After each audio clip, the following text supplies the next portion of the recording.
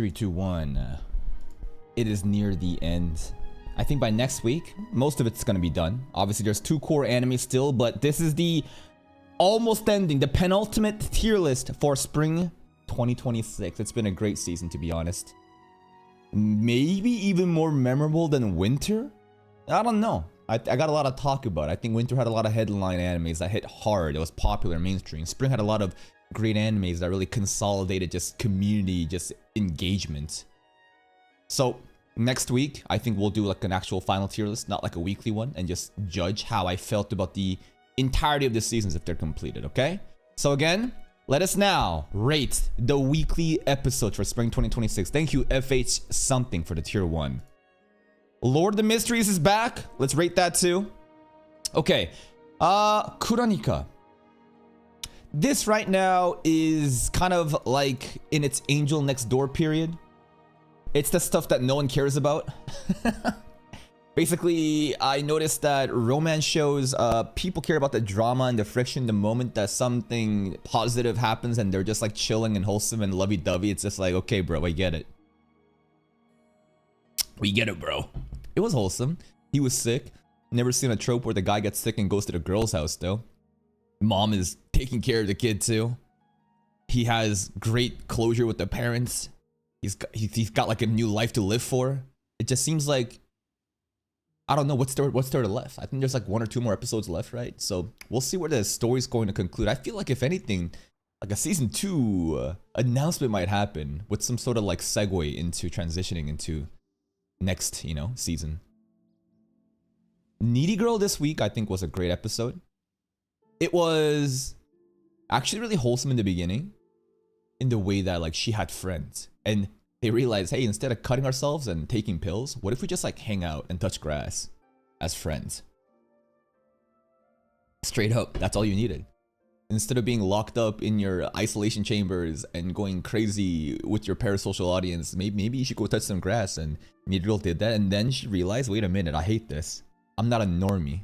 Kachi represents the normie. It's kind of fucked that Kachi's not even in the promotional picture here, because she had a pretty big role to play last episode and this upcoming one. It is pretty sad how she just kind of like goes back to like, yo, even then I want all the crazy schizo attention, and that's what I live for because I'm fucked in the head and I can't be a normal person. And she flies away. And the saddest thing about this is, oh man, this anime gotta be one of the worst performing shows right now. I think we're gonna do another tier list later on about biggest fall off animes. I think I should be doing that. Basically, we'll look at like how well it did in the beginning and how well or how bad it's performing now. And the biggest drop-offs are going to be rated high just to glaze them up. Still, I think it's a great anime and I can't wait to see how it concludes with the finale, which is going to be like an epilogue that no one asked for. It's going to be fun to see what they're all doing after their streaming careers. Audio lagging again? God damn it.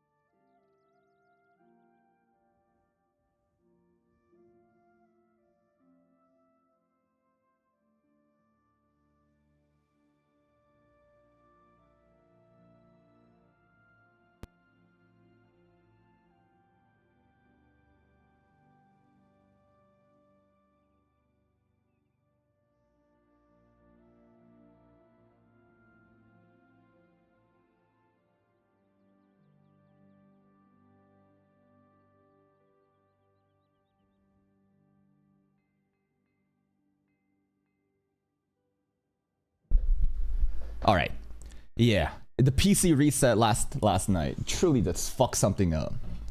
It's not too big of a deal. It is kind of fucking annoying though. I will say it is fucking annoying. I just gotta unplug every fucking time. All right, what was I saying about this? We were talking about some sort of like fall off tier list later. We're also talking about how this anime is gonna actually be dark horse of the season. I enjoyed it a lot. Iruma-kun this week? low-key might be on that peak status. We're still doing like a little tour of like slice of life stuff, which I'm enjoying a lot, before we get to the next big arc. Ameri and Iruma relationship building. Like, this is just like the Walter Park incident at the rooftop. They have like these big moments where it's like a big turning point for their like lives and relationships, and Iruma actually realized like, oh my god, maybe I actually like this girl. Took him fucking 4 seasons to realize. Kind of crazy. I think we're in chapter like 150 something. I don't know. It's in that kind of range, right? Between like it's in that like 100 to 150. It's somewhere within there. Maybe a little. We're not even at chapter 200, I don't think. But it's like, damn, bro. Finally, you fucking realize. But still, that's better late than never. The aura farming, opera, right? Like wingman. Those moments are really good. Just some really nice slice of life development for these characters. Rom-com episodes. Great episode. Tensura this week, I'd probably say was also a great episode. I would honestly place it here. I think I actually enjoyed Iruma more than Tensura this week. Tensura was kind of wrap up Millen backstory, what happened with the Chaos Dragon, the Elemental Dragon, her dad, right? And now, like, basically, Gaia. Gaia is not born. Kind of crazy that we named it Gaia. Probably gonna be some crazy revelation of, you know, true dragon, you know, resemblance and stuff like that. Anyways, everything is good. And we gotta thank Maribel for grave digging and desecrating Millem's pet's corpse, because this is what created an opportunity for us to actually have a wholesome resolution for her. So thank you, Maribel. Grandpa Rotso is crying. Kind of actually feel bad. Yuki is fucking sending letters to Grandpa Rotso saying, I need compensation. Your daughter fucked me over. This guy is something else. Overall, it was a nice wrap up to this arc, and we should be starting a brand new arc. I wonder what's gonna happen. The new PVs that was dropped last week, right, was fucking crazy. They're showing primordial demons, and most likely that's what Diablo was planning behind the scenes, so we can expect some primordials that's been shown a little bit in like Visions of Coleus and other shows like Scarlet Bond, right? Like movies, OVAs, right? They're gonna be really fun to have on board. All right. Now, Daemons of the Shadow Realm. This week, How'd I feel about this? What even happened? It was Ivan popping off. It was another slow burn, but in kind of like looking at the Kagemori mansion and what's going on, I'd probably say it was a good episode. Yeah, I think it was a good episode. The shaman stuff was funny. The raccoon dog ball sack stretchy was kind of funny. There were just a lot of funny moments there.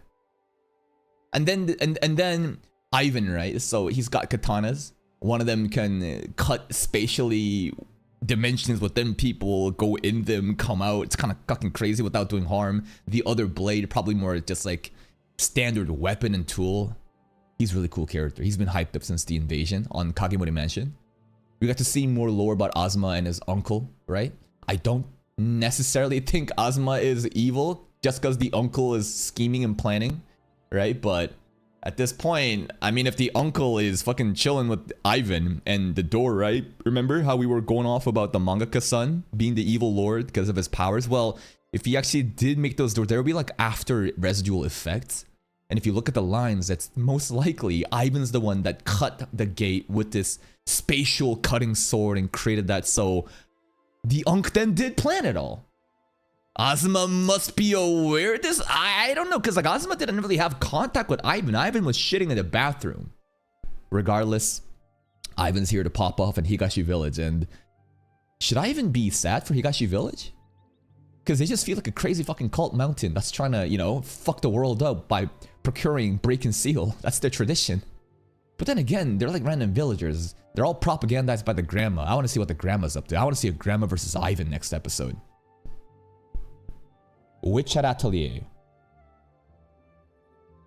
Most recent episode. Not the episode that came out today.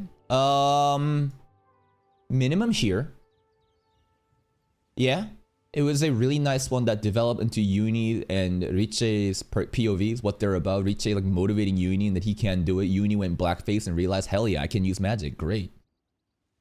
Brimcap coming in at the end was pretty hyped to kidnap Alia. Alira, actually.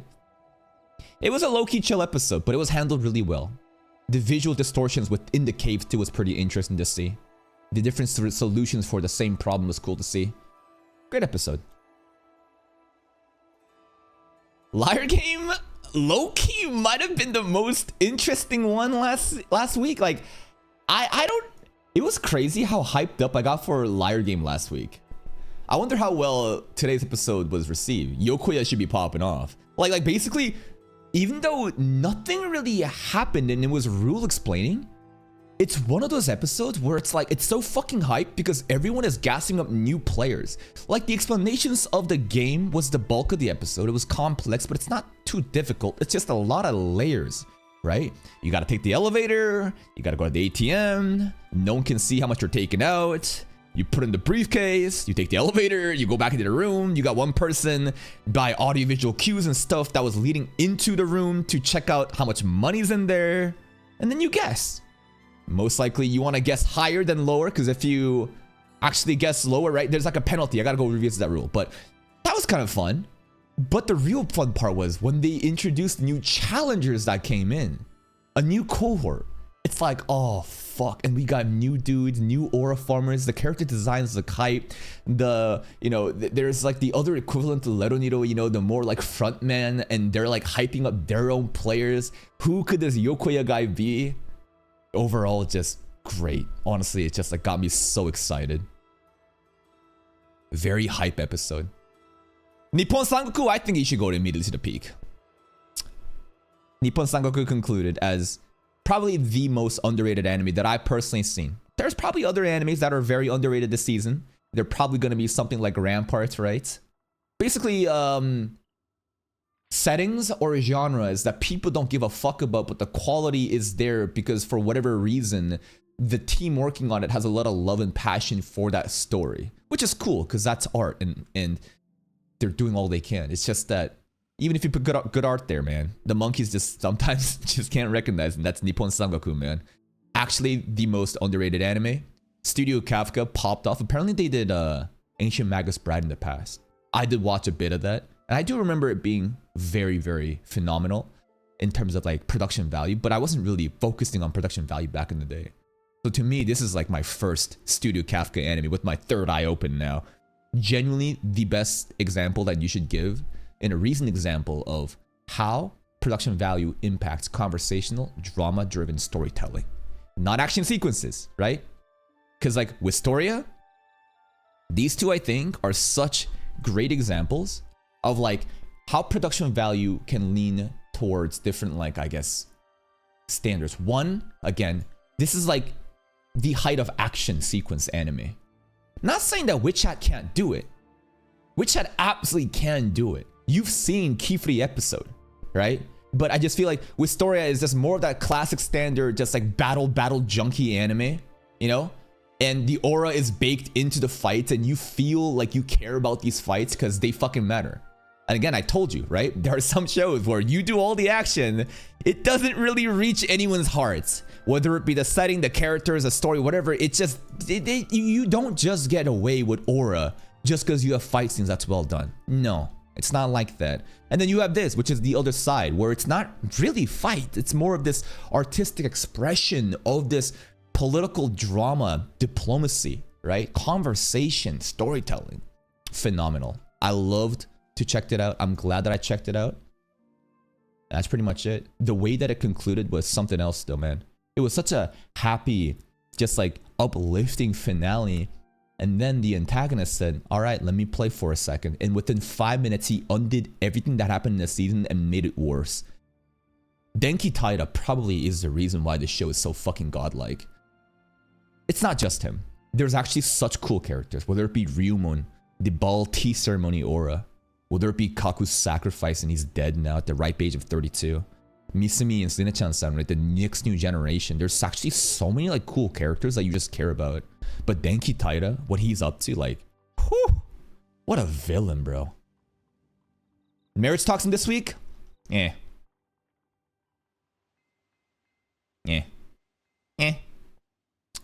Another great example of how action can't really just save a show. It's crazy, bro. Because, damn, do you know how embarrassing that is? To have 2,300 views after a week when you have a channel of 70,000 subscribers. I mean, even numbers like this is embarrassing, right? But that's what happens for like an anime reaction channel that focuses on variety content. The viewership is gonna get maxed out, capped out usually at 10% of your subscriber count. So 70K, if I had 7,000 on a video, I did well. Anything north of that, you're doing phenomenal. Anything lesser in that 5 to 10% range, it's like, you can work with it. And anything less than 5% is like, dude, what are you fucking doing? And another great example where this episode is probably just like, what is the difference between this episode of Marriage Toxin and this episode of Wistoria? They were both standard action throughout the entire episode. Yet one is so heavily favored over the other. It's not that Marriage Toxin is lacking in quality. I think that what Bandai Namco's Pictures, is doing with Wistoria is something special. But Studio Bones, they're not casuals. They are absolutely titans in the Sakuga sphere too. So what's the difference? It's that people don't care about the story. It's that people don't care about the characters. Not many people really care about Geto or Peachy or whatever's fucking happening. It's just the audience that showed up for it. They just don't care. And again, another example where just because you have action, right? Maybe Kill Blue is not a very good example because I don't think Kill Blue has ever contested Sakuga, action Sakuga on this level. But I know that Marriage Toxin absolutely does compete at some level with Wistoria, even if Wistoria is higher. It's because, again, just because action doesn't mean it's gonna be aura. Stories, characters, they just can't be aligned with it. They just don't care about it. It is what it is. And honestly, this episode, even if there was a lot of action going on, I just wasn't too compelled by it. Maybe Marriage Toxin needs to figure out an identity. I mean, the identity was always a romance battle shonen show, right? It's just the current villain. Do I really care that much about the Beast Clan? Do I really care that much about Kimie? Is it dragging on too long? A lot of issues maybe going on in the background. But still, we have, I believe, Mr. Yutapon coming in. Nakamura is actually coming in to do some key animations for the finale, so you can expect some really hype cuts for the finale. No, I think the goofy stuff is when it excels. I think that when it tries to be too serious with the fight is when it doesn't do well. Like I noticed that during the Sound Master, Shiori arc too. The episodes that really does well if you look at Marriage Toxin are the goofy, bizarre, just like what the fuck comedy episodes. Or like slice of life rom-com. But the episodes that does pretty bad are like even here too. This is a perfect example right here. You see this thumbnail right here with the sound map?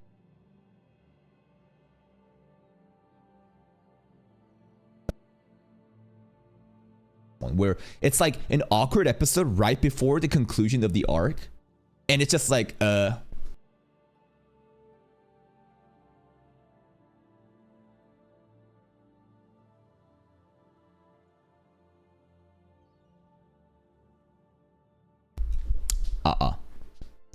We're back. Yeah. So this is again another example of like weird pacing, just doesn't really know what's doing. The action's not really carrying. Yeah, it is what it is. Cynicism Bookworm this week. The Ferdinand stuff was hype, but that was very short-lived. The rest of it was meeting with the Gutenbergs.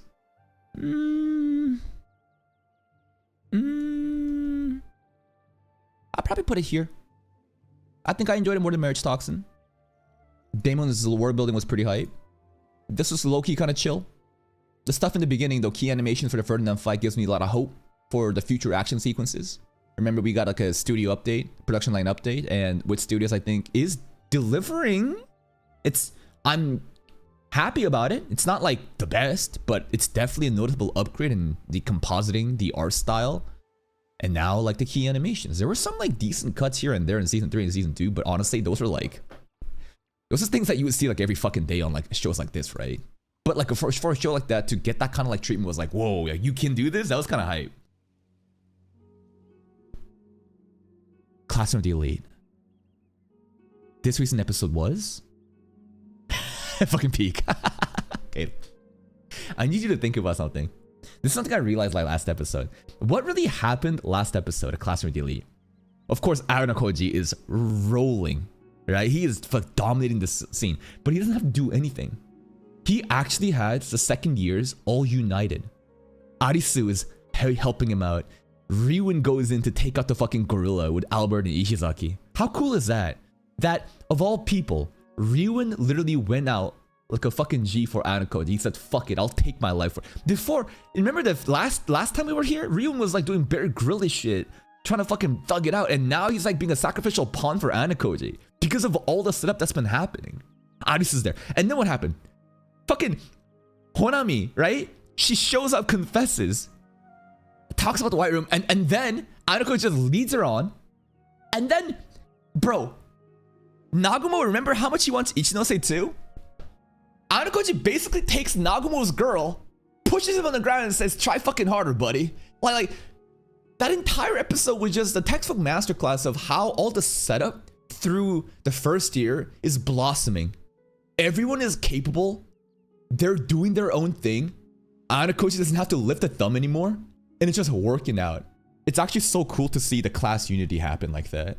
True puppet master. Low-key puppet master. Just, it's actually crazy. Nagumo's aura is gone. He was talking all that shit. And he was definitely set up to be a fighter. Don't fucking tell me for a second that Nagumo is not a fighter. Because, you know what? Even if you're true, the show, the way they presented Nagumo, he wanted a fight. He wanted a physical confrontation. He was talking all that shit. And then to only do that much is like, bro, are you serious? I thought you might be one of the best fighters. Like Manabu at least traded blows. Manabu was fucking throwing hands literally first season, like first fucking episodes as he's abusing his sister in the back alley. Nagumo got pushed down and then Koji stared down and said, sit the fuck down. You don't want to get up. Crazy shit, bro. Actually fucking crazy shit. The next episode, we got 2 teachers jumping him. It's gonna be crazy. Coat finale is gonna be something else, man. Wistoria, unreal. Unfucking real. From the beginning to the end was just an all-out Sakuga fest of a demonstration of power between the greats of this world, the Magia vendors, Alfaria versus Zio. The comedy hit. Alfaria Yandere trying to make Will a bride. That's fucking funny to me. Zio backstory lore, the way that everyone looks down on him for being a savage barbarian, yet at the same time they're jealous because he has that freedom. What a cool character. Such cool magic moves. Prep on prep on prep. Alfaria going all out with the long range setups, sleight of hand, trickery. Zeo just closing the gap, melee distance, physicality unreal. The glaze from the audience. And then the final fucking thing, prime magic. Holy shit. They be summoning fucking stands, bro. They be summoning their own Susanos. They just be going all out. It's just, again, the height of action Sakuga. Something that I wish that Marriage Toxin could do, but I just simply can't. And the more I think about it, why? It's the characters. Zio and Alfaria are much more beloved than Geto, Peachy, and Kimie, because at the end of the day, who the fuck are these characters really? These characters are...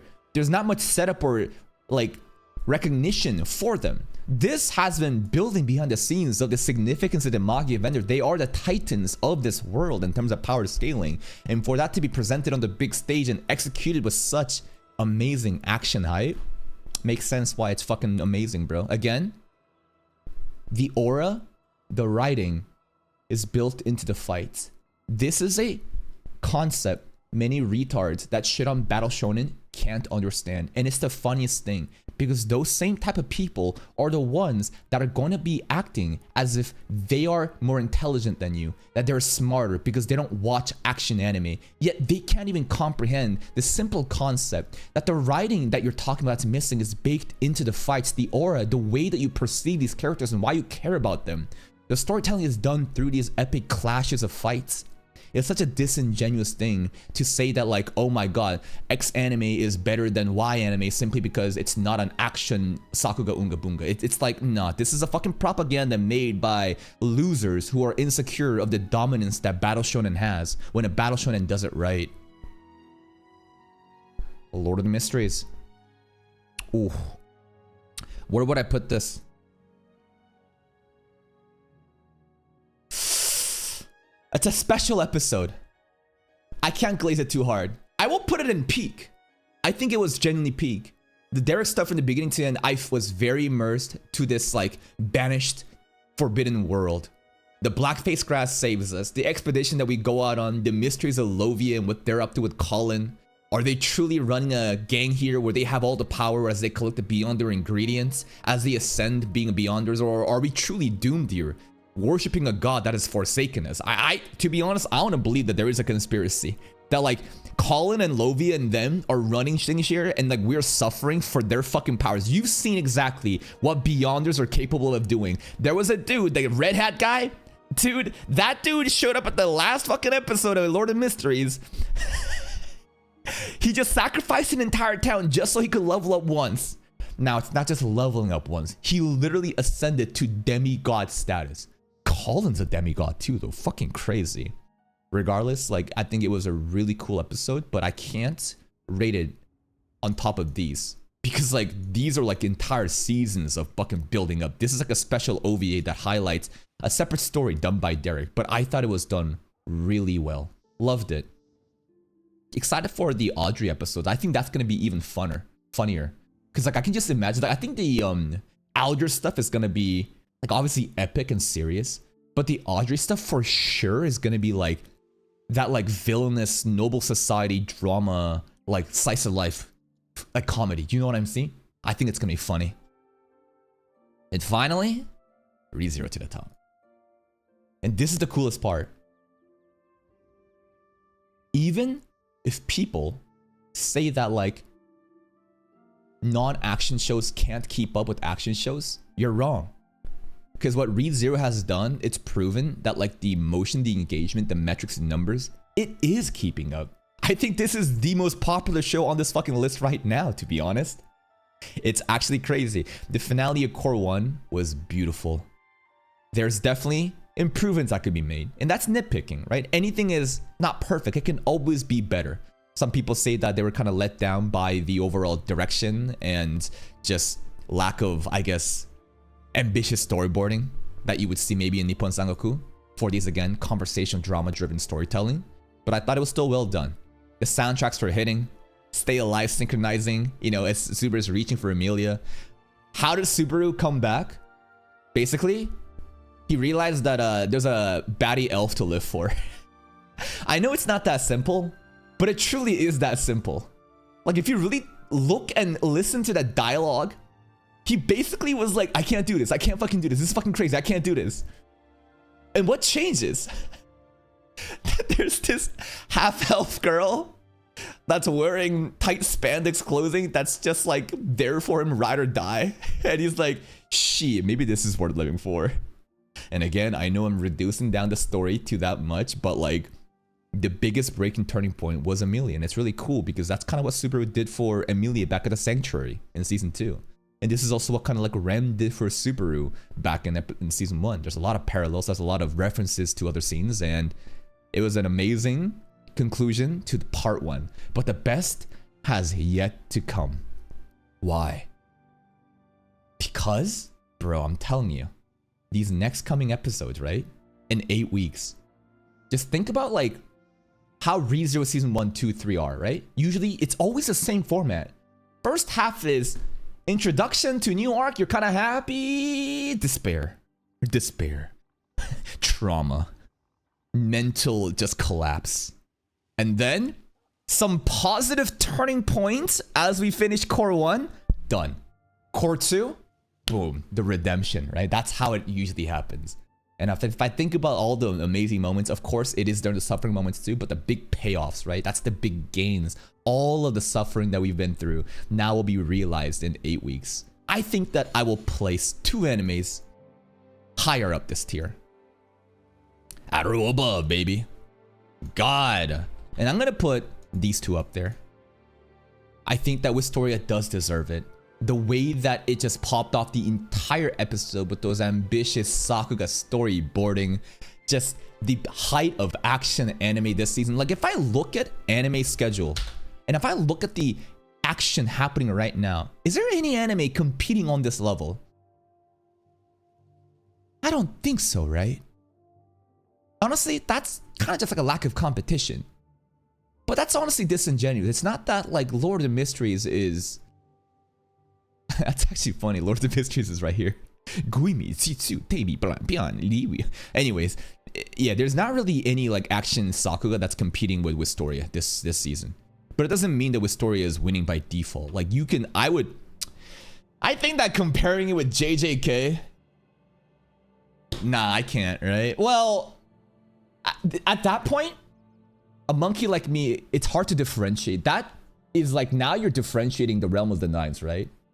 I don't really consider One Piece in part of the competition. I just think that One Piece is such a different anime, right? Like usually I can tell the difference in like an elite like animation between like a 7, 8, or 9. But when you're all in the 9s and you're comparing like fucking Jujutsu Kaisen fights and solo leveling fights, I think it comes subjective at that point.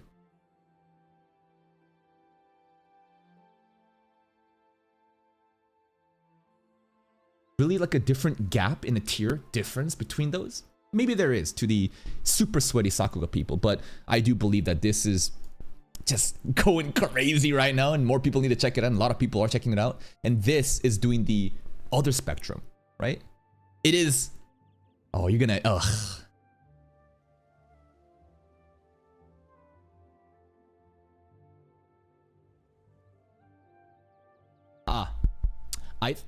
Whoa.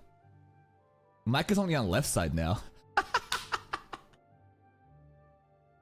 Okay, okay, if you want to listen to my tech, it's fine, hold on. I think we're getting closer to a solution. Hold on. hold with me. I know how to fix this. What we have to do is we have to go to sound. And I believe that I have to go into sound options. Open sound settings. No, not that. I gotta open volume mixer. Open sounds. Yeah. And then I gotta go to this. And I gotta go to properties, I think. Or playback. Recording. Properties. Listen. Levels. Advanced. 2 channel. I gotta go to 1 channel. Because the 2 channels is why we're splitting left and right now. But if I do this. Yep. Hold. Yeah. Live troubleshooting, baby. Now that gives me hope that like maybe the delay will be gone, because that's the first time I've been unplugging the USB and finally it reset back to the 2 split channels. So I feel like maybe now we're gonna... I don't fucking know. Anyways, live troubleshooting. Okay. Here's a hot take. I'm gonna have to pause this for a second. This is not a rage bait. This is harsh truths that I think a lot of people don't want to confront, because there's a lot of insecure fanboys that doesn't want to hear any sort of criticism or the harsh reality. Are you ready? And this is coming from perhaps one of the biggest like glaziers and enthusiasts of ReZero. If you've seen my overall contributions to ReZero and how I love this show, I think it's very dishonest for you to say that like I'm like grifting right now. The more that I try to understand anime, and the more that I compare and try to figure out defining variables, parameters, right? Again, at the end of the day, it's subjective. You should enjoy whatever the fuck you want. This tier list means fucking nothing. It's just my personal preference. If you enjoyed this, and you loved it more than anything else, fuck it. This is the peak of your season. And who am I to tell you you're wrong? But just like that, who are you to tell me that I'm wrong when I try to make content and I have to create some sort of comparison, some sort of standard to actually compare, not just vibes. And the more I thought about it, the more I realized that like these 2 animes truly are getting that like prime like attention while specializing in two separate things, right? What are the 2 separate things? This is action Sakuga at its finest. This can do action. You've seen the raid cuts. You've seen Garfield versus Kurgan. But of course, right? These are few moments, little gems that happen. The vast majority of it is, again, conversation, drama-driven storytelling, horror, thriller, psychological thriller, right? It's like that. And I understand that Nippon Sangoku is not horror, psychological thriller. I get it. But it is still sharing in this same, I guess, group or genre, right? This is closer to ReZero than with Story. Do you understand what I'm saying? With that being acknowledged, what I'm trying to say is, I feel like Nippon Sangoku should be the one getting ReZero motion when I think about separating the story. Again, right? This is a very important concept. When I'm talking about this, I am completely separating the story. Because the story is the source material. And people love the story so much for ReZero that it blinds them and makes them think that the story is literally the animation. No. Right now, I am comparing just at a mechanical, like, bare bones levels of what it's offering. I think this is the way that, like, these two shows should have been, like, the two shows that are specializing in, again, action and drama storytelling, and to get that kind of glaze. But at the end of the day, an anime is more than just technical evaluation of production value, right? Story absolutely does matter. Story sometimes matters so much that, like, even if you have a garbage fucking anime, I'm not saying ReZero is a garbage anime. I'm saying story somehow so fucking good that, like, even if you have garbage fucking anime, dude, Liar Game is on the come up right now because people are like, we don't care. We don't care about what Madhouse is doing outsourcing this shit. It's fucking trash. It's chopped. It is perhaps on that debate level, but the story is so compelling. The soundtrack is great. The voice acting is great. Fuck it, we're in. You know what I mean? That's what I want to say. That, like, it hurts me that no matter how hard Studio Kafka goes for Nippon Sangoku, it'll never be received in the same light as ReZero. Even if technically, when you strip away the story, the presentation of said animation is so fucking good. But that's what it is. It's a popularity contest. And I'm happy for ReZero. I'm saddened for Nippon Sangoku. And that's the reality. I hope that you understand, like, my nuanced take here. Okay? I'm not saying ReZero is bad. But if you think that when you take away the story and you compare the technical execution of how these two does the storytelling, can you really tell me that ReZero is better? Well, if you are just only watching ReZero and you're just a ReZero fanboy, of course you're going to say ReZero is better. But, like, and you can still believe that. For sure you can believe that. But there has to be a part of you that can objectively understand the quality difference and then acknowledge that it's my personal bias that I like ReZero more. That's what I'm trying to make people understand. I want people to actually be able to understand what they're watching. And through my commentary, carefully identifying what I'm defining, hopefully you too can realize why I'm trying to glaze up Nippon Sangoku so much, while at the same time seemingly hating on ReZero. I'm not. I'm just trying to tell you how I genuinely feel about the state of affairs in this show. Regardless, at the end of the day, beautiful episode. Why is code about Lord of the Mysteries, Lamel? Because you don't.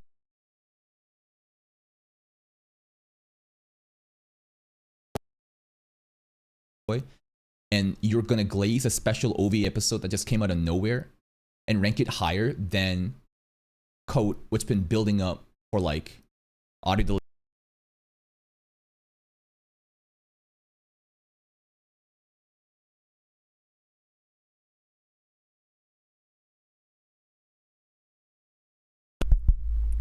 Again, right? Like, it's how are you going to rate a fucking random OVA episode here rather than this, which was been building up for so fucking long and it's been popping off right now? Like it's that simple, bro. Like, Classmate Elite, again, at the end of the day, this is just like a personal preference. If you think Lord of the Mysteries is better, then go create your own tier list. But here's the difference. You're the one in my chat complaining and crying and whining. Clearly my opinion and my standards has some sort of value if you're here in a fucking live stream complaining my fucking opinion. If you think you have something worth to say, go say it. Go make a fucking video. See how many people watch your fucking garbage opinion. I bet none. Anyways, this is how I would rate this current week. Next week, we're gonna do like a final tier list, not just like weekly episode tier list, but like final seasonal tier list. And that's it from me. Yeah, I think that's fine. I think this is pretty fine.